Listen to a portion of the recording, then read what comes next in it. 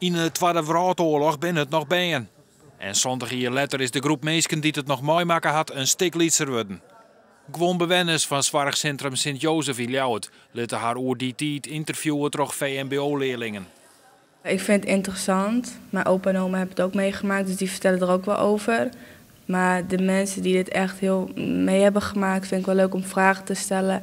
En over te horen hoe hun het vonden eigenlijk. Het is wel erg wat er is gebeurd, dus dat blijft wel bij, denk ik. Maar hebben jullie niet zoiets van, nou ja, dit is geschiedenis, dat is al lang geweest, waar ben ik mee bezig? Nee, op zich niet, want er zijn altijd nog mensen die het nog heel goed weten en daar kan je het ook altijd aan vragen. En het is altijd wel belangrijk om die informatie in je te houden. Maar waarom dan? Ja, waarom? Zodat het niet weer gebeurt of zo? Ja, zoiets, ja. Het doel van Gezichten van Vrijheid is dat er een digitaal monument met verhalen komt. Jongeren binnen het hele land waren met interviews met ouderen om te jaren wat ze oorbrengen willen. De meesten die worden zo rauw. Het is alleen maar van mij. Als ik nou een stukje wil en jongen niks, dan snij ik dat in het midden en dan zeg ik, hier hij jongen een stukje en ik een stukje. Zo moet het.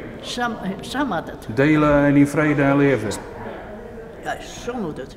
Wat opvalt is natuurlijk dat mensen het heel erg waarderen dat er naar hun verhaal geluisterd wordt. En zeker als het dan ook jongeren zijn die altijd maar ongeïnteresseerd lijken, dat die nou vragen gaan stellen, dan merken we dus dat ouderen het echt waarderen.